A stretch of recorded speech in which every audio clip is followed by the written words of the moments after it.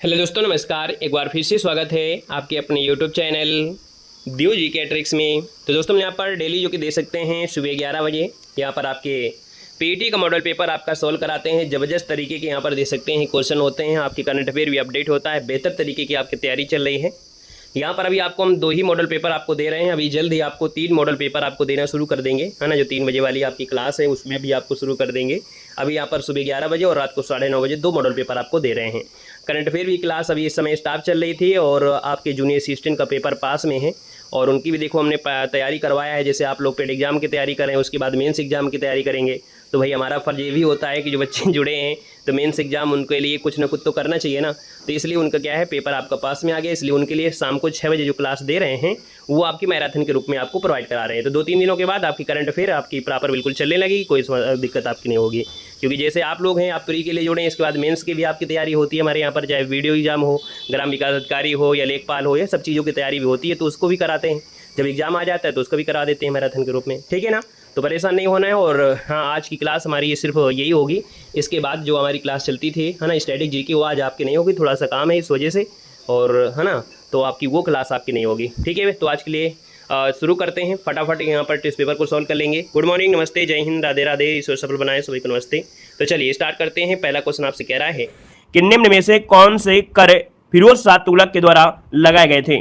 चलिए बताना है कि कौन सा कर फिरोज शाह तुगलक के द्वारा लगाए गए थे। यहाँ पर आंसर जो आपका है राइट इनमें से क्या हो जाएगा। चलिए 1 का ऑप्शन देना है। चलिए 1 का ऑप्शन देखिए आपका आ रहा है डी नंबर। दोस्तों याद रखिएगा, इनमें से सभी अर्थात खराज एवं खुम्स, जजिया एवं जकात, सर्व जो कि आपका सिंचाई कर था।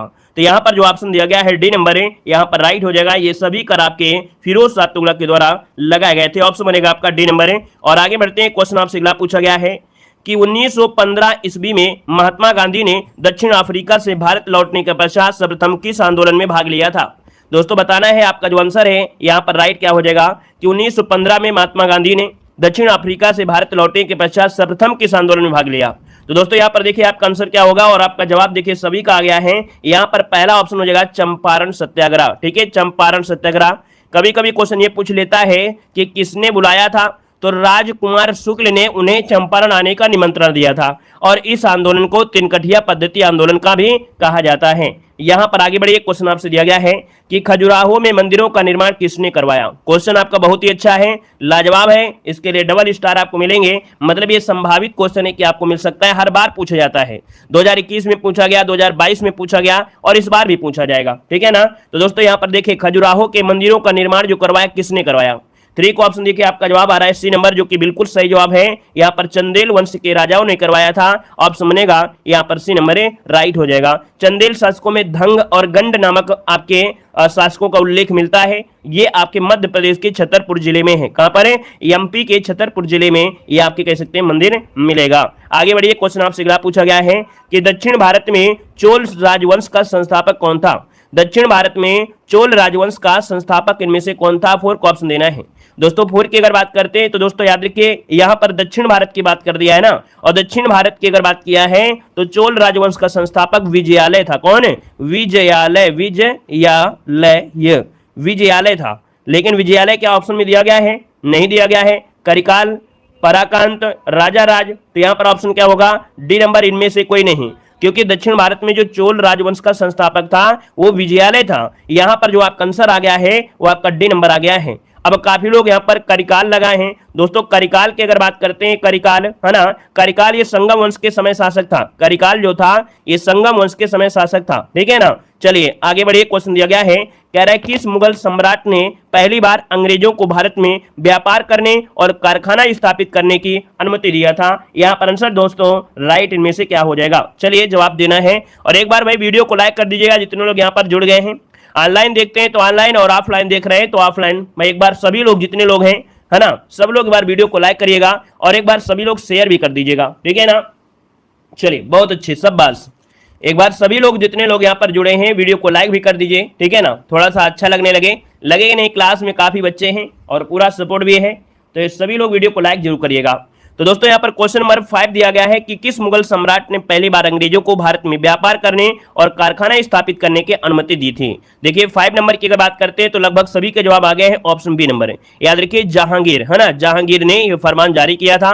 आपको याद होगा कि सर टॉमस रो जो कि 1615 में राजा जेम्स प्रथम के दूत बनकर भारत आया था और जहांगीर ने सूरत में कारखाने स्थापित करने की अनुमति भी दे दिया था। तो ऑप्शन आपका बी नंबर है, यहाँ पर राइट हो जाएगा। क्लियर है, आगे बढ़िए। क्वेश्चन आपसे अगला पूछा गया है कि भारतीय राष्ट्रीय कांग्रेस का अंतिम अधिवेशन जिसमें बाल गंगाधर तिलक ने भाग लिया था।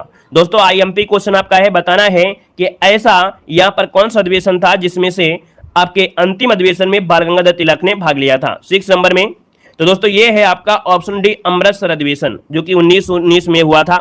इसमें से बाल गंगाधर तिलक ने अंतिम बार भाग लिया था और इसके बाद क्या हुआ था, 1920 में इनकी मृत्यु हो गई थी। इनकी 1920 में क्या हो गई थी, मृत्यु हो गई थी। उन्होंने भारतीय राष्ट्रीय कांग्रेस की स्थापना मतलब अध्यक्षता कभी नहीं की।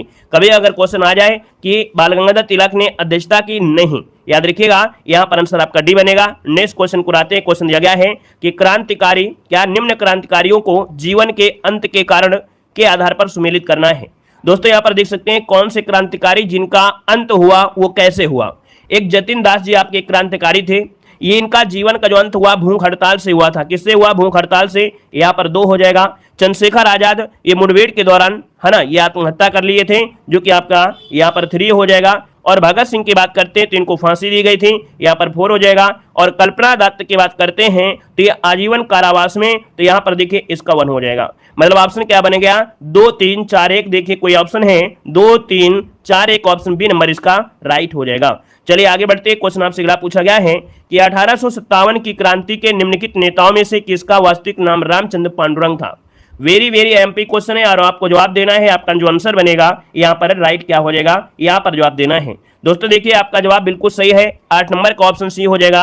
याद रखिए तात्या टोपे, है ना, याद रखिए जो तात्या टोपे थे इनका वास्तविक नाम क्या था, रामचंद्र पांडुरंग था। इसका जो ऑप्शन आ रहा है यहाँ पर 80 नंबर है, ये आपका राइट हो जाएगा। दोस्तों क्लियर है। चलिए अगले क्वेश्चन को बढ़ते हैं। क्वेश्चन आपसे अगला पूछा गया है, कह रहा है कि ईस्ट इंडिया कंपनी ने 1661 में बंगाल में हुगली नदी के किनारे फैक्ट्री स्थापित की थी। अब दोस्तों यहां पर आप देख पाएंगे कि इसका जो आपका आंसर बनेगा यहाँ पर राइट क्या हो सकता है। चलिए यहाँ पर जवाब देना 9 का ऑप्शन, और 9 का ऑप्शन जो बनेगा यहाँ पर बी हो जाएगा कि एक आधार अर्थात बेस, क्या एक आधार अर्थात बेस स्थापित करने के लिए जहां से फैक्ट्री अपना कार्य चला सके वहां पर हुगली की नदी किनारे एक फैक्ट्री स्थापित किया था। मतलब देखा जाए कि ये क्या है, एक बेस इनको मिल गया था, ठहरने का जगह मिल गया और ठहरने की जगह से अपना फैक्ट्री का व्यापार शुरू कर दिया था। यहाँ पर आगे बढ़िए। क्वेश्चन आपसे अगला पूछा गया है, कह रहा है कि निम्न में से किन्होंने 1857 ईस्वी के सिपाही विद्रोह को विद्रोह नहीं कहा है। सभी को वेलकम है, सभी को वेलकम है, तहे दिल से स्वागत और अभिनंदन है। जो लोग पहली बार जुड़े हैं जय हिंद जरूर लिखिएगा और नए हैं तो चैनल को सब्सक्राइब कर लीजिएगा। प्लेलिस्ट के माध्यम से हर एक सब्जेक्ट के आप वीडियो, मास्टर वीडियो भी देख सकते हैं, क्योंकि हमारे चैनल पर आपको मास्टर वीडियो भी प्रोवाइड करा दिए गए हैं लगभग सभी सब्जेक्ट के, उनको आप देखिए और टॉपिक वाइज क्लासेज जो आपकी हैं उनको भी देखिए। दोस्तों 1857 ईस्वी की सिपाही विद्रोह नहीं कहा, ये किसने नहीं कहा, ये भैया आपके कार्ल मार्क, जो कार्ल मार्क है, इन्होंने 1857 ईस्वी के सिपाही विद्रोह को, इन्होंने मतलब सिपाही विद्रोह को विद्रोह नहीं कहा था। यहां पर आगे बढ़िए। क्वेश्चन आपसे अगला पूछा गया है, आपसे कह रहा है कि अपवाह की दृष्टि से, अपवाह क्षेत्र की दृष्टि से विश्व की सबसे लंबी नदी कौन सी है। तो दोस्तों यहाँ पर देख सकते हैं जो आपकी अमेजन नदी है, यह अमेजन नदी दोस्तों ये सबसे बड़ी नदी है। अपवाह क्षेत्र में इसका जो क्षेत्र है बहने के हिसाब से बहुत बड़ा है ना। यहाँ पर आंसर जो आपका है ए नंबर है, राइट हो जाएगा। और अगले क्वेश्चन की ओर बढ़ते हैं। क्वेश्चन दिया गया है, कह रहा है निम्नलिखित में से कौन सा दर्रा कश्मीर को शेष भारत से जोड़ता है। देखिए एक दर्रा है जो कि कश्मीर को शेष भारत से जोड़ता है। दोस्तों यहाँ पर आंसर आपका बी बनेगा, ये है आपका बनिहाल दर्रा। कौन है, बनिहाल दर्रा, ये कश्मीर को शेष भारत से जोड़ता है। दोस्तों बनिहाल दर्रा ये पीर पंजाल श्रेणी में स्थित है और जम्मू कश्मीर राज्य के दक्षिण पश्चिम में ये दर्रा आपका जम्मू कश्मीर से श्रीनगर जाने का मार्ग भी आपका है। एक सुरंग भी आपने नाम सुना होगा, जवाहर सुरंग। दोस्तों जवाहर सुरंग भी आपके इसी दर्रे में से स्थित है, बनिहाल दर्रे में। ठीक है, आगे बढ़िए। क्वेश्चन दिया गया है, कह रहे ग्रहों की गति को बताने वाले नियम को क्या कहा जाता है। चलिए जवाब देना है कि ग्रहों की गति को बताने वाले नियम को क्या कहा जाता है। 13 को ऑप्शन लॉक करना है। चलिए बहुत अच्छे। शाबाश, देखिए सबके जवाब बिल्कुल सही है। आपका केपलर का नियम है दोस्तों, याद रखिएगा कि ग्रहों की गति को बताने वाले नियम को केपलर का नियम कहा जाता है। दोस्तों केपलर का नियम क्या कहता है कि जो सभी ग्रह हैं, है ना, सभी ग्रह ये सूर्य की दीर्घ वृत्ताकार कक्षा में क्या करते हैं, परिक्रमा करते हैं, है ना। तो इसका जो ऑप्शन है यहाँ पर आपका बी नंबर है, राइट हो जाएगा। क्लियर है दोस्तों। ये जो केपलर थे कहाँ के थे, केपलर थे आपके जर्मनी के, कहाँ के, जर्मनी के गणितज्ञ और प्रसिद्ध खगोलविद थे। आगे बढ़िए, क्वेश्चन आपसे अगला पूछा गया है, कह रहे समुद्र में ज्वार भाटे आने का कारण क्या है। तो दोस्तों यहाँ पर देख सकते हैं ज्वार भाटे उत्पत्ति का मुख्य कारण होता है कि चंद्रमा और सूर्य की जो आपकी गुरुत्वाकर्षण या आकर्षण शक्ति होती है। तो दोस्तों यहाँ पर देख सकते हैं 14 का ऑप्शन बनेगा सी नंबर है। याद रखिएगा ए और बी दोनों, अर्थात चंद्रमा का आकर्षण, सूर्य का आकर्षण, और दोस्तों याद रखिए पृथ्वी का क्या होता है, पृथ्वी का क्या होता है, विकर्षण होता है। तो यहाँ पर जो आपका आंसर है वो आपका सी नंबर है, राइट हो जाएगा। यहाँ पर आगे बढ़ते क्वेश्चन दिया गया है, काटो जलाओ कृषि का मतलब क्या होता है। काटो जलाओ कृषि का मतलब क्या होता है।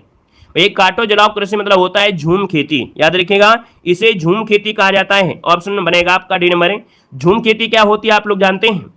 झूम खेती एक प्रकार की आदिम प्रकार की खेती अर्थात जनजाति प्रकार की खेती है, जिसमें पहले वृक्ष और वनस्पतियों को काटकर जला दिया जाता है और भूमि को उपकरणों से साफ करके बीज बो दिया जाता है। तो दोस्तों ये होता है ऑप्शन डी, झूम खेती।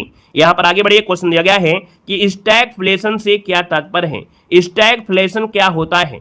दोस्तों स्टैगफ्लेशन होता है गतिहीन स्फीति। गतिहीन मतलब दोस्तों यहाँ पर देखा जाए तो इस स्थिति में कीमतें बढ़ती हैं तथा बेरोजगारी, महंगाई ये अर्थव्यवस्था में अपनी जड़ें जमा लेती हैं। यहाँ पर दोस्तों 16 का जो ऑप्शन है यहाँ पर आपका बी नंबर है, प्रसार के साथ बेरोजगारी। यहाँ पर आंसर है, लॉक करेंगे बी नंबर, प्रसार के साथ बेरोजगारी इसका आंसर है, राइट हो जाएगा। ठीक है, इस स्थिति में क्या होता है, कीमतें बढ़ जाती हैं, बेरोजगारी है, महंगाई है, अर्थव्यवस्था में अपनी जड़ें जमा लेती हैं। ठीक है, आगे बढ़िए, क्वेश्चन आपसे अगला पूछा गया है, कह रहा है जीएसटी परिषद में कितने सदस्य हैं। जीएसटी परिषद में कितने सदस्य हैं, यहाँ पर जवाब देना है। दोस्तों जीएसटी परिषद में आपका जवाब हो जाएगा सी नंबर, 33 सदस्य हैं। कितने हैं, 33 सदस्य हैं, जिसका ऑप्शन है यहाँ पर सी नंबर है, बिल्कुल राइट आंसर है, यहाँ पर हो जाएगा। दोस्तों यहाँ पर आगे बढ़िए, क्वेश्चन दिया गया है, कह रहे हैं निम्नलिखित में से कौन सी संस्था वर्ल्ड बैंक के नाम से भी जानी जाती है। कौन सी संस्था है जो कि वर्ल्ड बैंक के नाम से भी जानी जाती है। दोस्तों क्वेश्चन नंबर 18 लॉक किया जाए। वीडियो को भाई लाइक शेयर कर दीजिएगा। देखिए काफी लोग जुड़े हैं, है ना, कितने लोग जुड़े हैं, लेकिन लाइक की संख्या थोड़ा कम है, तो देख लीजिएगा। जिन लोगों ने अभी तक लाइक नहीं किया है तो सभी लोग लाइक करिएगा। सबका सपोर्ट सबका विकास, है ना भाई। हमें भी अच्छा लगता है जब आप सभी का सपोर्ट होता है, आप लोग मेहनत करते हैं, तो सब लोग भाई वीडियो को जरूर लाइक शेयर करते रहिएगा। ठीक है, चलिए, वर्ल्ड बैंक के नाम से जाना जाता है दोस्तों, आपका 18 नंबर में लगभग जवाब आया है। दोस्तों ये है international bank for restriction and development, मतलब ऑप्शन जो आपका दिया गया है यहाँ पर ए नंबर है, ये आपका राइट हो जाएगा। और इसकी स्थापना जो हुई थी वो आपकी 1945 में, कब, 1945 में की गई थी। अगर पूछे कि इसका मुख्यालय कहाँ पर है तो आप जवाब दे सकते हैं क्या, वर्ल्ड बैंक का जो मुख्यालय है वो आपके है कहाँ पर, जल्दी से कमेंट करिए, कहां पर है, वाशिंगटन डीसी में है। बिल्कुल सही है, वाशिंगटन डीसी में इसका मुख्यालय है, याद रखिएगा। और ये जो आपका है विभिन्न देशों को विकास के लिए ऋण उपलब्ध कराता है। आगे बढ़िए, क्वेश्चन दिया गया है कि नियत विदेशी मुद्रा की दर को कौन बदल सकता है। नियत विदेशी मुद्रा की दर को कौन बदल सकता है। तो दोस्तों ये हैं आपके भारतीय रिजर्व बैंक। ऑप्शन बनेगा यहाँ पर नंबर है कि नियत विदेशी मुद्रा की जो दर है वो आरबीआई अर्थात भारतीय रिजर्व बैंक बदल सकता है, क्योंकि आरबीआई भारत का केंद्रीय बैंक होता है और यह भारत का मौद्रिक नीति का निर्धारण भी करता है। आपसे क्वेश्चन पूछा जाता है कि भारत में मौद्रिक नीति का निर्धारण कौन करता है, तो आप कहते हैं आरबीआई करती है। क्वेश्चन बहुत बार पूछा गया है। नेक्स्ट क्वेश्चन कराते हैं। क्वेश्चन दिया गया है कि भारत की समेकित निधि में से राज्यों के बीच राजस्व की अनुदान सहायता को नियंत्रित करने के सिद्धांतों पर कौन राष्ट्रपति को सिफारिश करता है। क्वेश्चन इकोनॉमिक्स से है तो लैंग्वेज थोड़ा कठिन मिलेंगे। दोस्तों यहाँ पर देखिए 20 नंबर का ऑप्शन सी हो जाएगा, यहाँ पर वित्त आयोग हो जाएगा। सिंपल सी बात, हम लोग ये कह सकते हैं कि जो वित्त आयोग है वो भारत की समेकित निधि में से राज्यों के बीच राजस्व की अनुदान सहायता को नियंत्रित करने और उनके सिद्धांतों पर राष्ट्रपति को सिफारिश करता है। और अगर हम आपसे पूछें कि वित्त आयोग का जो गठन है वो आपके किसके तहत है, तो वित्त आयोग का गठन 280 के तहत राष्ट्रपति के द्वारा किया जाता है, प्रत्येक 5 वर्षों के लिए होता है। ये क्वेश्चन आपसे बहुत बार पूछा गया है, ठीक है ना। तो इकोनॉमिक्स के काफी कठिन क्वेश्चन कंप्लीट हुए। यहाँ पर आइए जो आपके अगले आ गए हैं पॉलिटी से। शिक्षा के अधिकार के तहत 86वें संविधान संशोधन द्वारा 6 से 14 वर्ष तक की आयु के बालकों की मुफ्त शिक्षा हेतु संविधान में कौन सा अनुच्छेद शामिल किया गया है। दोस्तों यहाँ पर देख सकते हैं कि भैया जो आपके 6 से 14 वर्ष के बच्चे हैं इनको फ्री शिक्षा आपकी प्रदान की जाएगी। इसके लिए शामिल किया गया है आर्टिकल नंबर 21 का ए, जो कि ऑप्शन है पहला वाला ही ऑप्शन यहाँ पर राइट हो जाएगा। और दोस्तों ये अधिनियम आया था 2009 में और ये लागू हुआ था 1 अप्रैल 2010 से। ये जो आपका फ्री शिक्षा वाला है 1 अप्रैल 2010 से लागू हुआ था दोस्तों, है ना। कौन से नंबर का था? तो 86वें नंबर का ये संविधान संशोधन हुआ था। Very good. अगला क्वेश्चन बताइएगा कि वित्त आयोग अपनी सिफारिशें किसे सौंपता है? वित्त आयोग अपनी जो सिफारिशें हैं वो किसे सौंपता है? जवाब देना है। तो दोस्तों आपका 22 नंबर की अगर बात करते हैं तो ऑप्शन क्या हो जाएगा? यहाँ पर डी नंबर राष्ट्रपति होता है। याद रखिएगा कि जो वित्त आयोग होता है अपनी सिफारिश, है ना, ये भारत के राष्ट्रपति को सौंपता है। और वित्त आयोग जो आपका एक संवैधानिक संस्था है, कभी कभी क्वेश्चन पूछता है कि वित्त आयोग कैसी संस्था है, तो ये संवैधानिक है। संवैधानिक मतलब होता है जिसका निर्माण भारतीय संविधान के समय ही हुआ हो, और ये आर्टिकल नंबर 280 के तहत इसका निर्माण किया गया था। यहाँ पर आगे बढ़ते हैं, क्वेश्चन आपसे अगला पूछा गया है कि भारत का संविधान तैयार करने के लिए गठित संविधान निर्मात्री सभा के अध्यक्ष कौन थे? दोस्तों बताना है कि संविधान निर्माण करते समय जो आपके संविधान निर्माता थे उसके अध्यक्ष पूछा गया है, और अध्यक्ष तो आपकी कौन थे? तो डॉक्टर राजेंद्र प्रसाद लगाइएगा, भीमराव अंबेडकर मत लगाइएगा, क्योंकि अध्यक्ष पूछा है और अध्यक्ष पूछा है तो आपको डॉक्टर राजेंद्र प्रसाद लगाना है। और अगर आपसे पूछे अस्थायी अध्यक्ष कौन थे, तो अस्थायी अध्यक्ष थे आपके डॉक्टर सच्चिदानंद सिन्हा हो जाएंगे दोस्तों, याद रखिएगा। ठीक है ना, क्लियर है। आगे बढ़िए, क्वेश्चन दिया गया है कि समवर्ती सूची में किसी विषय पर केंद्र और राज्य के बीच कानून में द्वंद्व होने की स्थिति में क्या होता है? मतलब समवर्ती सूची क्या होती है? जिसमें राज्य सरकार और केंद्र सरकार दोनों कानून बना सकती है। अब इस विषय में क्या है, केंद्र और राज्य के बीच कानून बना रही है, लेकिन इसमें क्या हो गया? झगड़ा हो गया, द्वंद्व हो गया, आपस में लड़ाई हो गई। तो ऐसी स्थिति में क्या हो सकता है? ऐसी स्थिति में दोस्तों याद रखिएगा कि जो केंद्र का जो कानून होता है वो प्रभावी ही माना जाएगा। जो केंद्र का कानून रहेगा वो प्रभावी रहेगा, अर्थात ये कह सकते हैं कि केंद्र द्वारा बनाया गया कानून मान्य होगा दोस्तों, याद रखिएगा। तो इसका जो ऑप्शन सी नंबर है राइट हो जाएगा। नेक्स्ट क्वेश्चन को आते हैं। क्वेश्चन दिया गया है कि प्रथम राज्यसभा का गठन किस वर्ष हुआ था? Very very very IMP question आपका दिया गया है। बताना है कि प्रथम राज्यसभा का जो गठन हुआ था ये कब हुआ था? इसका आंसर है राइट, इनमें से क्या हो जाएगा? फटाफट जवाब देना है, बेहतर तरीके से जवाब देना है। बहुत अच्छे और बहुत ही अच्छा प्रयास है। यहाँ पर देखिए सबके जवाब बिल्कुल अच्छे आ रहे हैं, धुआंधार आ रहे हैं। सभी को जय हिंद, सभी को जय हिंद। चलिए भाई, यहाँ पर देखिए 25 नंबर का जो ऑप्शन आया है 3 अप्रैल 1952। कोई है ऑप्शन? ऑप्शन बी वाला बिल्कुल राइट है। याद रखिएगा 3 अप्रैल 1952 को हुआ था दोस्तों। वहीं पर याद रखिएगा कि राज्यसभा संसद का उच्च सदन होता है, स्थायी सदन होता है, सदस्यों का कार्यकाल 6 वर्ष होता है। इसके 1/3 सदस्य प्रति 2 वर्ष के अवकाश में अवकाश कर लेते हैं। इनकी जगह नए सदस्य यहाँ पर चुन लिए जाते हैं। तो आपका आंसर हो जाएगा बी नंबर हो जाएगा। चलिए आगे बढ़ते हैं। क्वेश्चन आपसे अगला पूछा गया है कि वाहनों के पार्श्व दर्पण मतलब साइड मिरर में किस प्रकार के दर्पण का प्रयोग करते हैं? दोस्तों यहाँ पर जो आपका आंसर है राइट क्या हो जाएगा? सभी को भैया वेलकम है, सभी को वेलकम है। वीडियो को लाइक शेयर करते हुए चलेंगे दोस्तों। जितने लोग यहाँ पर जुड़े हैं शेयर नहीं, है ना, इस बार को बिल्कुल झंडा गाड़ के आना है, तो मेहनत करते रहिए बेहतर तरीके से। दोस्तों यहाँ पर देखिए 26 नंबर की अगर बात करते हैं तो ऑप्शन बनेगा ए नंबर, ये है उत्तर लेंस। मतलब गाड़ी के पीछे जो आपका उत्तर लेंस लगा होता है दोस्तों, याद रखिए जो पीछे की चीजें आपको दिखने को मिलती हैं, है ना। यहाँ पर दोस्तों कोई वाहन आ रहा है तो भैया इसमें होता है उत्तर लेंस, है ना। उत्तर लेंस क्या होता है? कोई भी वस्तु होती है छोटी दिखाई देती है लेकिन सीधा दिखाई देती है, ठीक है ना। ट्रक होता है तो भी आपके शीशे के अंदर समा जाता है, मतलब शीशे में आप लोग देख सकते हैं, तो वस्तु का आकार छोटा हो जाता है और लेकिन वास्तविक होता है। यहाँ पर आगे बढ़िए, क्वेश्चन आपसे दिया गया है, कह रहे हैं प्राणी जगत का सबसे बड़ा संघ जिसमें कीट भी आपके सम्मिलित हैं। दोस्तों ये देखा जाए तो प्राणी जगत का सबसे बड़ा संघ है आर्थ्रोपोडा संघ। आर्थ्रोपोडा संघ जो कि ऑप्शन बनेगा यहाँ पर आपका आर्थ्रोपोडा प्राणी जगत का सबसे बड़ा है। सही तो है, ऑप्शन सी इसका राइट हो जाएगा। आर्थ्रोपोडा जो आपका है प्राणी जगत का सबसे है, इसमें कीट भी शामिल है। कीटों का बाह्य कंकाल जो काइटिन का बना होता है ना। शरीर खंडयुक्त होता है जो कीटों का होता है। कीटों में 3 जोड़ी मतलब 6 पैर होते हैं, है ना। तो ये आपके आते हैं आर्थ्रोपोडा संघ में। ऑप्शन बनेगा आपका सी नंबर है। यहाँ पर आगे बढ़िए, क्वेश्चन दिया गया है कि किसी वस्तु की विराम अवस्था को चाल की अवस्था मानी जाती है। दोस्तों 28 नंबर की अगर बात कर लेते हैं तो दोस्तों ऑप्शन डी हो जाएगा, किसी वस्तु की विराम अवस्था। और जब विराम अवस्था है तो भैया शून्य चाल होगी कि नहीं होगी? सिंपल सी बात है कि जब वो विराम है तो उसमें कोई गति नहीं है, और गति नहीं है तो उसकी चाल क्या हो जाएगी? शून्य हो जाएगी। ऑप्शन डी बनेगा। नेक्स्ट क्वेश्चन दिया गया है कि अस्पताल में ऑक्सीजन नली में ऑक्सीजन के साथ और कौन सी गैस रहती है? बताना है क्वेश्चन नंबर 29 में कि ऑप्शन क्या हो जाएगा। कह रहा है आपके अस्पताल में ऑक्सीजन नली में ऑक्सीजन के साथ और कौन सी गैस होती है? तो भैया आपका देखो कार्बन डाइऑक्साइड तो हो नहीं सकती है, आर्गन हो नहीं सकती है। अब यहाँ पर हीलियम इसका आंसर है, राइट हो जाएगा। आगे बढ़िए, क्वेश्चन आपसे अगला पूछा गया है कि मधुमक्खियों का पालन क्या कहलाता है? मधुमक्खियों का पालन क्या कहलाता है? दोस्तों जवाब देना है कि मधुमक्खियों का जो पालन होता है क्या कहलाता है। चलिए एपी कल्चर बिल्कुल सही है। जवाब जिसका आया है एपी कल्चर, डी नंबर है, बिल्कुल सही जवाब हो जाएगा। वहीं पर दोस्तों आपसे पूछे पीसी कल्चर, और पीसी कल्चर में क्या होता है, मछली पालन होता है, मछली पालन होता है, मछली, है ना। यहाँ पर सेरी कल्चर में क्या होता है, सेरी कल्चर में आपका रेशम होता है, क्या होता है, रेशम आपका होता है, ठीक है, रेशम के जो कीड़े पालन होता है। टिश्यू कल्चर में क्या होता है, तो टिश्यू कल्चर में होता है ऊतक संवर्धन का, मतलब ऊतक जो होते हैं संवर्धन उनका यहाँ पर होता है। आगे बढ़िए, क्वेश्चन आपसे अगला पूछा गया है, कह रहा है राज्य द्वारा निकाला गया आधिकारिक आदेश, वाक्यांश के लिए शब्द बताना है। जो राज्य के द्वारा निकाला गया आधिकारिक आदेश होता है उसे कहते क्या है। दोस्तों आपको जवाब देना है, आपका जो आंसर है यहाँ पर क्या हो जाएगा, तो आप कहेंगे सर राज्य के द्वारा निकाला गया आधिकारिक आदेश अध्यादेश हो जाएगा। और अध्यादेश की अगर बात करते हैं तो आप समझेगा यहाँ पर आपका बी नंबर है, यहाँ पर राइट हो जाएगा बी नंबर, ठीक है। यहाँ आगे बढ़िए, क्वेश्चन आपसे अगला पूछा गया है कि निम्न वाक्यों में से शुद्ध वाक्य पहचाना है, शुद्ध वाक्य इनमें से राइट क्या हो जाएगा। चलिए यहाँ आंसर लॉक करना है। कह रहा है मैं तुमको कुछ कहता है, देखो गलत दिया है, मैं तो आपका गलत दिया गया है, प्रत्येक को 5-5 रुपए दिए जाएं, बिल्कुल सही जवाब है ऑप्शन सी नंबर है, बन जाएगा भाई, ठीक है। आगे बढ़िए, क्वेश्चन आपसे अगला पूछा गया है, कह रहा है निम्न में से कौन सा यमुना का एक पर्यायवाची नहीं है। दोस्तों यमुना का पर्यायवाची श्यामा होता है, रवि सुता होता है, कालिंदी होता है, लेकिन जाह्नवी नहीं होता है।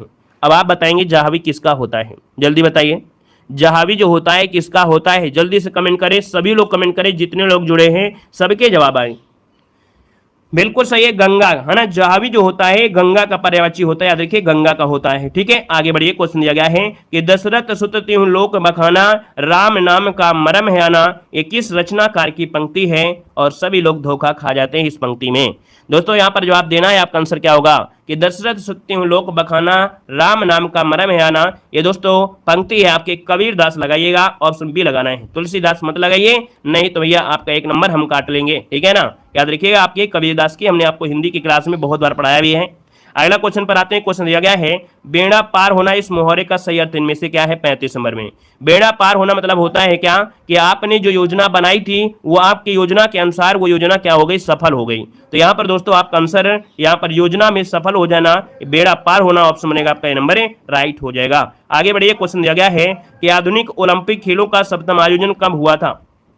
चलिए दोस्तों बताना है कि आधुनिक ओलंपिक खेलों का जो आयोजन हुआ था ये कब हुआ था। दोस्तों 36 को ऑप्शन देना है, आपका जो आंसर है यहाँ पर राइट क्या हो जाएगा, फटाफट जवाब देना है, आपका आंसर है राइट क्या हो जाएगा। चलिए यहाँ पर देखिए काफी लोगों के जवाब यहाँ पर आ रहे हैं और बिल्कुल सही जवाब आ रहा है, देख सकते हैं काफी लोग जवाब दे रहे हैं कि जो 1896 में है ना, 1896 में ये आपका हुआ था दोस्तों, एथेंस में आपके हुए थे, ऑप्शन डी नंबर इसका राइट हो जाएगा। और इसके बाद आगे बढ़ते हैं, क्वेश्चन आपसे अगला पूछा गया है निम्नलिखित में से कौन सी नदी बंगाल के शोक नदी के रूप में बंगाल के शोक नदी के रूप में जाना जाता है। दोस्तों यहाँ पर देख सकते हैं कि बंगाल का शोक नदी कौन सी है, तो ये है आपकी दामोदर नदी। कौन है, दामोदर नदी है, ऑप्शन आपका बी नंबर है, यहाँ पर राइट हो जाएगा, बी नंबर हो जाएगा। आगे बढ़िए, क्वेश्चन आपसे अगला पूछा गया है, कह रहे हैं निम्न में से किस राज्य की सीमा है ना, निम्न में से किस राज्य की चीन के साथ सीमा जो आपकी है उभयनिष्ठ नहीं है। उभयनिष्ठ नहीं है दोस्तों बताना है, तो आपकी जम्मू कश्मीर हो जाएगा, सिक्किम हो जाएगा, अरुणाचल प्रदेश हो जाएगा, लेकिन भाई उत्तर प्रदेश होगा क्या, नहीं होगा ना, तो ऑप्शन बनेगा आपका डी नंबर राइट हो जाएगा, डी नंबर। चलिए आगे बढ़ते, क्वेश्चन आपसे दिया गया है कि भारत ने अपना पहला परमाणु विस्फोट परीक्षण कब किया था। दोस्तों बताना है भारत ने अपना पहला परमाणु विस्फोट परीक्षण जो किया ये कब किया था। दोस्तों यहाँ पर आंसर देना है, आपका जवाब इनमें से राइट क्या हो जाएगा। दोस्तों यहाँ पर देखिए ऑप्शन आपका जो आएगा डी नंबर याद रखिएगा 1974 में, 1974 जो कि 18 मई को किया था, ये स्वदेशी पहला परीक्षण परमाणु था। और ये कहां पर किया गया था, तो आपके राजस्थान के जैसलमेर जिले के पोखरण में किया गया था, राजस्थान के जैसलमेर जिले के पोखरण में किया गया था। ऑप्शन जिसका आया डी नंबर राइट हो जाएगा। नेक्स्ट क्वेश्चन को आते हैं, क्वेश्चन दिया गया है कि ज्ञानपीठ पुरस्कार पाने वाली पहली महिला इनमें से कौन थी। चलिए बताना है, आपका जो आंसर है यहाँ पर राइट क्या हो जाएगा कि ज्ञानपीठ पुरस्कार पाने वाली पहली महिला आपकी थी तो आशापूर्णा देवी थी, ऑप्शन आपका डी नंबर राइट हो जाएगा, आशापूर्णा देवी हो जाएगा। नेक्स्ट क्वेश्चन आपसे कह रहा है कि पैलेस ऑन व्हील क्या है। दोस्तों पैलेस ऑन व्हील क्या है, तो दोस्तों देखिए ये जो आपकी है राजस्थान की एक राजसी रेल यात्रा है, ठीक है, यहाँ पर आंसर हो जाएगा कि राजस्थान की एक राजसी रेल यात्रा है, जो कि ऑप्शन बनेगा बी नंबर और अगला क्वेश्चन यहाँ पर आपके सामने आ गया है, कह रहा है कि विश्व प्रसिद्ध सेरेंगेटी नेशनल पार्क और मसई मारा नेशनल पार्क किस महाद्वीप में आपके हैं। चलिए दोस्तों यहाँ पर देखो सेरेंगेटी नेशनल पार्क है और मसाई मारा नेशनल रिजर्व आपके हैं किस महाद्वीप में है। दोस्तों यहाँ पर जो आपका आंसर बनेगा राइट इनमें से क्या हो जाएगा, फटाफट जवाब देना है, आपका आंसर इनमें से राइट क्या हो जाएगा। तो दोस्तों यहाँ पर आपका ये जो आपके हैं आपके अफ्रीका में है, कहां पर है, आपके अफ्रीका, इसका आंसर है राइट हो जाएगा। और आगे बढ़िए, क्वेश्चन आपसे अगला पूछा गया है कि निम्न में से कौन ब्रिक का सदस्य नहीं है। बताइएगा कि ब्रिक का जो सदस्य नहीं है आपका इनमें से कौन नहीं है, फटाफट जवाब देना है।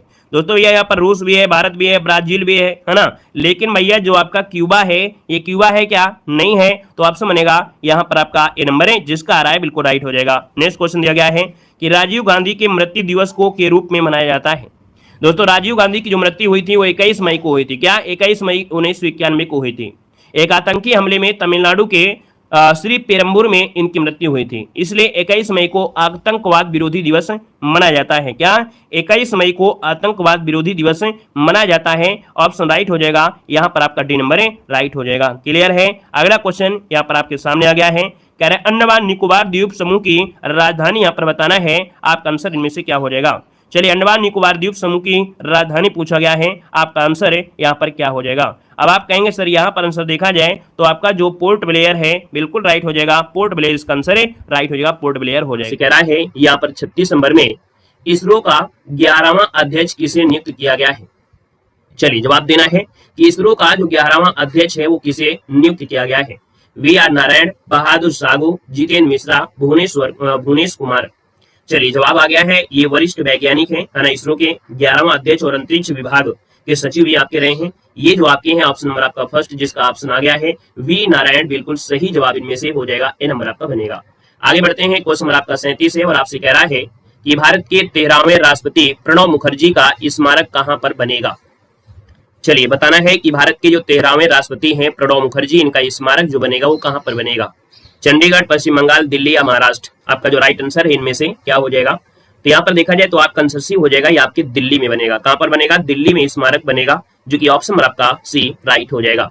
आगे बढ़ते हैं, क्वेश्चन नंबर आपका अगला पूछा गया 38 नंबर में कह रहा है कि नई खोजों के साथ कौन सा देश है जो लिथियम भंडार वाला विश्व का दूसरा शीर्ष देश आपका बना है। यानी एक ऐसी खोज हुई है जहां पर देखा जाए लिथियम के भंडार पाए गए हैं और ये विश्व का दूसरा शीर्ष देश इनमें से आपका बना है। तो दोस्तों यहाँ पर देखा जाए तो आपका आंसर क्या होगा, यहाँ पर आंसर आपका डी हो जाएगा, ये है आपका चीन, है ना। कौन है, तो यहाँ पर देखा जाए चीन दुनिया का दूसरा सबसे बड़ा लिथियम भंडार यहाँ पर बन चुका है, यहाँ पर आंसर आपका डी राइट हो जाएगा। आगे बढ़ते हैं, क्वेश्चन नंबर आपका अगला पूछा गया है 39 नंबर में और आपसे कह रहा है कि क्लाउडी एसईके की रिपोर्ट के अनुसार साइबर हमलों के मामलों में भारत को वैश्विक स्तर पर कौन से स्थान मिला है। यानी साइबर हमले जो आपके होते हैं और साइबर हमले में अगर हम आपसे पूछे तो भैया भारत का जो स्थान है वो आपका कौन सा स्थान है। तो दोस्तों यहाँ पर आंसर आपका फर्स्ट बी नंबर आपका हो जाएगा, दूसरा स्थान है। क्या है, दूसरा स्थान यहाँ पर है। वहीं पर देखा जाए तो पहला स्थान जो आपका है वो यूएसए का है, यानी अमेरिका का है, तो ऑप्शन नंबर आपका बी यहाँ पर राइट हो जाएगा। आगे बढ़ते हैं, क्वेश्चन नंबर आपका 40 है और आपसे कह रहा है ऑनलाइन वन्यजीव अपराध संबंधी FIR दर्ज करने के लिए गरुड़ाक्षी पोर्टल किस राज्य ने लॉन्च किया है। वेरी IMP क्वेश्चन है, यहाँ पर आप दे सकते हैं कि सर ऑनलाइन जो वन्यजीव अपराध हैं इनसे संबंधी FIR दर्ज करने के लिए गरुड़ाक्षी जो पोर्टल है वो किस राज्य ने लॉन्च किया है। 40 नंबर की बात करते हैं तो दोस्तों ये है आपका कर्नाटक है, यानी आपका कर्नाटक ने ये आपका है जो वन्यजीव अपराधों को रोकने के लिए गरुड़ाक्षी जो आपका ऑनलाइन यहाँ पर पोर्टल है लॉन्च किया, ऑप्शन आपका बी राइट हो जाएगा। चलिए यहाँ पर आगे बढ़ते हैं, क्वेश्चन नंबर आपका 41 है और आपसे कह रहा है कि हाउ इंडिया स्किल्ड MTG 20 पुस्तक का संबंध किस लेखक से है। यहाँ पर 41 नंबर है, 41 की बात करते हैं तो आप कहेंगे सर ये हैं आपके अमिताभ कांत हैं। क्या है, इनका नाम है अमिताभ कांत, ऑप्शन नंबर आपका जो बनेगा यहाँ पर आपका फर्स्ट नंबर है राइट हो जाएगा, अमिताभ कांत आपका बनेगा। आगे बढ़ते हैं, क्वेश्चन नंबर आपका 42 है और आपसे कह रहा है कि चिकित्सा पत्रिका नेचर एजिंग के ग्लोबल एजिंग इंडेक्स 2025 में भारत को कौन सा स्थान मिला है। 42 नंबर दिया गया और 42 की बात करते हैं तो दोस्तों याद रखिएगा यहाँ पर आंसर बी हो जाएगा, 123वां स्थान यहाँ पर मिला है। 143 देशों को शामिल किया गया था जिसमें यहाँ पर भारत का स्थान जो है वो आपका 23 है। इसका मतलब ये है कि तेजी से बढ़ती उम्र वाले समाज के लिए जो आपकी तैयारियां हैं, है ना, उनके लिए आपका है। तो यहाँ पर जो आपका आंसर बनेगा वो आपका बी नंबर है राइट हो जाएगा, दोस्तों याद रखिएगा। क्लियर हो गया है। और आगे बढ़ते हैं, क्वेश्चन आपसे अगला पूछा गया और आपसे कह रहा है 43 नंबर में हेनले पासपोर्ट इंडेक्स 2025 में भारत को कौन सा स्थान मिला है। यहाँ पर देखा जाए पासपोर्ट की जो रिपोर्ट है साल में 3 बार लगभग आपकी आती है ना, लगभग हर 4 माह में आती है। तो यहाँ पर देखा जाए तो जुलाई के पहले की यहाँ पर जो आपके सामने है, यहाँ पर देखा जाए 2025 में यहाँ पर जो आपका आंसर बनेगा वो आपका कौन हो जाएगा? तो बी नंबर यहाँ पर देखा जाए तो आपका कौन 85, यानी कि यहाँ पर जो आपका आंसर है वो राइट जो आपका हो जाएगा वो आपका हो जाएगा 85 नंबर आपका आंसर यहाँ पर हो जाएगा, यानी 25वां जो आप 85 नंबर का स्थान है यहाँ पर हेनले पासपोर्ट इंडेक्स 2025 में है। ठीक है ना, तो यहाँ पर आपका 85 हो जाएगा। आगे बढ़ते हैं, क्वेश्चन आपसे अगला पूछा गया है, यहाँ पर दिया गया है कि भारतीय नौसेना ने प्रोजेक्ट P15 के तहत P75 के तहत शामिल हुई छठी और अंतिम अत्याधुनिक स्कॉर्पियन श्रेणी की पनडुब्बी कौन सी है? यानी देख सकते हैं कि भारतीय नौसेना में इसको शामिल किया गया है और ये छठी और अंतिम अत्याधुनिक स्कॉर्पियन श्रेणी की पनडुब्बी है। इसका नाम क्या है? तो इसका नाम रखा गया है वाघसीर। क्या नाम है? वाघसीर। यहाँ पर जो आंसर है वो आपका फर्स्ट नंबर है, यहाँ पर राइट हो जाएगा दोस्तों, याद रखिएगा। ठीक है, और यहाँ पर आगे बढ़ते हैं, क्वेश्चन नंबर आपका 45 है और आपसे कह रहा है कि चर्चा में रहा 35 मंजिला ऊंचा ग्लेन रॉकेट का संबंध किस अंतरिक्ष एजेंसी से है?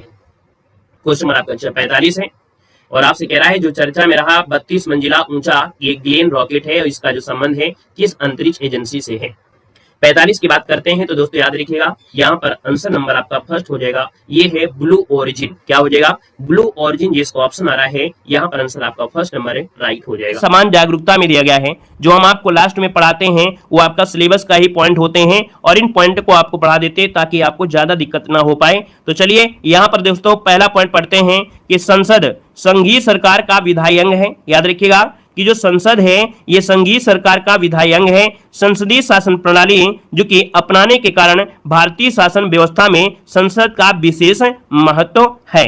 अगला पॉइंट आपसे कह रहा है कि संविधान के भाग 5 में, क्या संविधान के भाग 5 के अंतर्गत अनुच्छेद 79 से लेकर 122 तक जो आपके हैं वो संसद के गठन, उनकी संरचना, उनकी प्रक्रिया, उनकी शक्ति आदि का वर्णन किया गया है।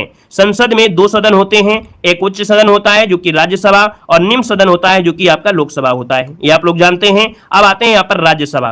देखिए राज्यसभा की संरचना का उल्लेख जो आपका है आर्टिकल नंबर 80 में, डायरेक्ट क्वेश्चन मिलेगा कि राज्यसभा का अनुच्छेद कितने में? 80 में आपका है। राज्यसभा की अधिकतम सदस्य संख्या कितनी है? 250 आपकी निर्धारित है। इनमें से 238 सदस्य जो होते हैं राज्यों से होते हैं, अन्य संघ शासित प्रदेशों से अप्रत्यक्ष रूप से निर्वाचित होते हैं। 12 सदस्य राष्ट्रपति द्वारा मनोनीत होते हैं और दोस्तों याद रखिएगा ये जो 12 सदस्य राष्ट्रपति द्वारा मनोनीत होते हैं वो आर्टिकल नंबर आपका 80 के फर्स्ट के तहत होते हैं दोस्तों, याद रखिएगा। अगला आपसे दिया गया है कि राज्यसभा की सदस्यता के लिए न्यूनतम आयु कितनी होती है? बिल्कुल इजी टॉपिक आपका है, बिल्कुल पढ़ेंगे तो आराम से समझते चले आएंगे। देखो यार राज्यसभा की सदस्यता के लिए न्यूनतम आयु कितनी होती है? 30 वर्ष होती है। राज्यसभा एक स्थायी सदन है जो कभी भंग नहीं हो सकता है, याद रखिएगा राज्यसभा कभी भी भंग नहीं हो सकता है, क्योंकि आपसे पूछेगा 4 साल 5 साल, ये सब आपको नहीं होगा, कभी भंग नहीं हो सकती है। अनुच्छेद 89 के फर्स्ट के अनुसार भारत का उपराष्ट्रपति राज्यसभा का पदेन सभापति होता है। कौन से आर्टिकल? आर्टिकल नंबर 89 के तहत। ठीक है, आगे बढ़िए। क्वेश्चन दिया गया है कि राज्यसभा के सदस्य अपने में से किसी एक सदस्य को राज्यसभा का उप सभापति चुनते हैं जो कि अनुच्छेद 89 के सेकंड के तहत। अगला आपसे दिया गया है लोकसभा के बारे में। दोस्तों लोकसभा की संरचना का उल्लेख मिलता है आर्टिकल नंबर 81 में। वर्तमान में लोकसभा के सदस्यों की जो संख्या है वो आपकी 543 है। इसमें से 524 राज्यों से और 19 जो आपके हैं केंद्र शासित प्रदेशों से हैं। दोस्तों लोकसभा में अनुसूचित जातियों की संख्या पूछेगा कि लोकसभा में अनुसूचित जातियों की संख्या ये 84 सीटें हैं। अनुसूचित जनजाति के लिए 47 सीटें हैं, ये अनुच्छेद 330 में दिया गया है। ये जो अनुच्छेद 330 है वेरी वेरी एमपी है, ये पूछा भी गया है कि कौन से अनुच्छेद के तहत अनुसूचित जाति अनुसूचित जनजाति के बारे में यहाँ पर दिया है, तो आपका 330 इसका पॉइंट नोट कर लीजिएगा, बहुत बार आईएमपी पूछा गया है। अगला दिया है कि लोकसभा के सदस्यों का जो चुनाव होता है वो प्रत्यक्ष रूप से वयस्क मताधिकार 18 वर्ष के आधार पर गुप्त मतदान द्वारा होता है। लोकसभा सदस्य के लिए आवश्यक है कि वो 25 वर्ष की आयु पूरी कर लिया हो, है ना, भारत का नागरिक हो, पागल और दिवालिया नहीं होना चाहिए, किसी लाभ के पद पर नहीं होना चाहिए। यहां पर आगे बढ़िए। अगला पॉइंट दिया गया है कि लोकसभा एक अस्थायी सदस्य है। क्या? लोकसभा एक अस्थायी सदन है जिसे कभी भी प्रधानमंत्री की सलाह पर राष्ट्रपति द्वारा भंग किया जाता है। हमने पॉइंट को कई बार चीख कर बताया है कि भैया जो आपका लोकसभा है इसको कौन भंग कर सकता है? तो लोकसभा को भंग कर सकता है राष्ट्रपति, लेकिन प्रधानमंत्री की सिफारिश पर ही कर सकता है, सलाह पर कर सकता है। याद रखिए लोकसभा का जो कार्यकाल है वो दोस्तों याद रखिए 5 वर्ष का होता है। कितना? 5 वर्ष का होता है कार्यकाल। और अगला दिया गया है कि आपातकाल के समय, ये पॉइंट को समझिएगा कि आपातकाल के समय संसद विधि द्वारा लोकसभा के कार्यकाल में वृद्धि कर सकती है, जो कि 1 वर्ष से अधिक नहीं हो सकती है। मतलब कि लोकसभा के कार्यकाल 5 वर्ष होती है, अगर आपातकाल आ जाता है तो वहां पर क्या होता है 1 साल और बढ़ा सकते हैं, मतलब 6 वर्ष हो सकता है। क्लियर है? चलिए अगला देखो यहां पर पॉइंट दिया गया है कि मंत्रिपरिषद लोकसभा के प्रति सामूहिक रूप से उत्तरदायी होता है। दोस्तों याद रखिए मंत्रिपरिषद लोकसभा के प्रति सामूहिक रूप से क्या होता है? उत्तरदायी। ये पॉइंट आपसे पूछेगा कि जो मंत्रिपरिषद होती है किसके प्रति उत्तरदायी होती है? तो मंत्रिपरिषद लोकसभा के प्रति सामूहिक रूप से होती है। यहां पर देखिए लोकसभा में कोरम या गणपूर्ति की जो संख्या होती है वो कितनी होती है? तो 1/10 होती है, मतलब 55 सदस्य होंगे तभी क्या चलेगा, वो आपके कह सकते हैं मीटिंग होगी, नहीं तो नहीं होगी। तो कोरम संख्या होती है 1/10 होती है, ठीक है ना। तो लोकसभा, राज्यसभा। अब आइए यहां पर विधानसभा। दोस्तों यहां पर विधानसभा की अगर बात करते हैं तो विधानसभा को निम्न सदन भी कहा जाता है, ठीक है। विधानसभा जैसे कि आपका लोकसभा होती है उसी हिसाब से राज्यों में विधानसभा, तो विधानसभा को निम्न सदन भी कहते हैं। अनुच्छेद 170 के तहत विधानसभाओं की संरचना का उल्लेख किया जाता है। याद रखिएगा कि आर्टिकल 170 में क्या है, विधानसभा के बारे में दिया गया है। विधानसभा के सदस्यों का कार्यकाल कितना होता है? 5 वर्ष का होता है। अगर दोस्तों याद रखिए विशेष स्थिति में राज्य जो राज्यपाल होता है वो विधानसभा को 1 वर्ष पूर्व भी भंग कर सकता है। इस पॉइंट को याद रखिएगा कि जो विधानसभा है इसको 5 वर्ष से पहले भी भंग कर सकता है कौन? जो राज्य का राज्यपाल होता है, जब कोई विशेष स्थिति आती है तब। वहीं पर अगला पॉइंट दिया गया है कि विधानसभा सदस्य निर्वाचित होने के लिए याद रखिए न्यूनतम आयु कितनी? 25 वर्ष होना चाहिए। अगला दिया गया है विधानसभा सदस्यों का चुनाव वयस्क मताधिकार द्वारा प्रत्यक्ष रूप से किया जाता है। प्रत्येक राज्य विधानसभा में अधिकतम 500 और न्यूनतम 60 सदस्य हो सकते हैं। याद रखिए इस पॉइंट को नोट करिएगा कि विधानसभा में अधिकतम 500 और न्यूनतम 60 सदस्य हो सकते हैं। यह भी पॉइंट बहुत बार पूछा गया है। अगला पॉइंट आपसे कह रहा है कि अपवाद स्वरूप दोस्तों गोवा, मिजोरम में 40 सीटें हैं, सिक्किम में 32 सीटें हैं, है ना। याद रखिएगा होना कितनी चाहिए? न्यूनतम 60। लेकिन याद रखिए गोवा और मिजोरम में 40 सीटें हैं, सिक्किम में आपकी 32 सीटें हैं। याद रहेगा। आगे बढ़िए, अगला पॉइंट दिया गया है कि विधानसभा के सदस्य अपने में से ही एक अध्यक्ष और एक उपाध्यक्ष चुनाव करते हैं। कोई विधेयक धन विधेयक है अथवा नहीं है, इसका निर्णय विधानसभा का अध्यक्ष ही करता है। दोस्तों यहां पर विधानसभा कंप्लीट हुआ। अब अगला है यहां पर विधान परिषद। यहां पर देखो दिया गया है कि अनुच्छेद 169, क्या 169 दोस्तों याद रखिएगा, पहले था 170, अब आपका 169, ठीक है ना। मतलब जो विधानसभा 170, विधान परिषद 169। संसद विधान परिषद का गठन एवं विघटन कर सकती है। याद रखिएगा कि जो विधान परिषद होता है इसका भी संसद के द्वारा विधान परिषद का गठन और विघटन कर सकती है, यदि संबंधित राज्य की विधानसभा द्वारा इस संबंध में संकल्प को विधानसभा के कुल सदस्य संख्या के बहुमत और उपस्थिति मत देने से सदस्यों में कम से कम 2/3, मतलब अगर 2/3 बहुमत मिल जाते हैं तो भैया विधान परिषद को भी हम लोग रद्द कर सकते हैं। अगला दिया गया है क्या कि विधान परिषद या राज्य विधानमंडल का उच्च सदन होता है। विधान परिषद के कुल सदस्यों की संख्या संबंधित राज्य के विधानसभा सदस्यों की कुल संख्या के 1/3 से अधिक और 40 से कम नहीं हो सकती है। याद रखिएगा जहां पर विधान परिषद जो दिया गया है तो विधान परिषद में जो संख्या होती है विधानसभा सदस्यों की कुल संख्या का 1/3 से अधिक होना चाहिए और 40 से कम नहीं होना चाहिए, 40 से कम नहीं होना चाहिए। विधान परिषद का सदस्य बनने के लिए 30 वर्ष आपको होना चाहिए। विधान परिषद एक आपका स्थायी सदन है या कभी भंग नहीं होता है, ठीक है ना। विधान परिषद के प्रत्येक सदस्य का कार्यकाल 6 वर्ष होता है, परंतु प्रत्येक दूसरे वर्ष 1/3 सदस्य अपना कार्यकाल पूरा करके अवकाश ग्रहण कर लेते हैं, उनके स्थान पर नए सदस्य आ जाते हैं। विधान परिषद के सदस्यों का जो निर्वाचन होता है वह अप्रत्यक्ष रूप से होता है। क्या? अप्रत्यक्ष रूप से होता है। विधान परिषद के सदस्य अपने में से ही एक सभापति और एक उपसभापति यहाँ पर चुनते हैं। यहाँ पर देख सकते हैं एक क्लास आपकी कंप्लीट होती है। देखिए आपकी जो क्वेश्चन भी रहे हैं, करंट अफेयर भी अपडेट रहा है, स्टैटिक जीके हो गया, ये सब चीज़ें हम आपको कवर करा रहे हैं और जल्दी आपको 3 मॉडल पेपर भी आपको कर देंगे और करंट अफेयर वाली क्लास जो आपकी है उसको भी हम आपको शुरू कर देंगे। और आज हमारी इस क्लास की जस्ट बाद जो क्लास होती थी वो आज नहीं होगी, है ना, और थोड़ा सा काम है इस वजह से आज वो क्लास नहीं होगी और कल से संभवता है कि आपकी लाइव क्लास पूरी जो आपकी हैं वो स्टार्ट हो जाएंगी, ठीक है ना। तो आज आप लोग आराम कर सकते हैं, इस क्लास की बस जस्ट बाद जो क्लास होती थी वो आज नहीं होगी, ठीक है। सभी लोग सेशन को लाइक कर दीजिएगा, पहली बार जुड़े हैं तो चैनल को सब्सक्राइब कर लीजिएगा। मिलते हैं एक नए सेशन के साथ। धन्यवाद सभी को, जय हिंद, वंदे मातरम।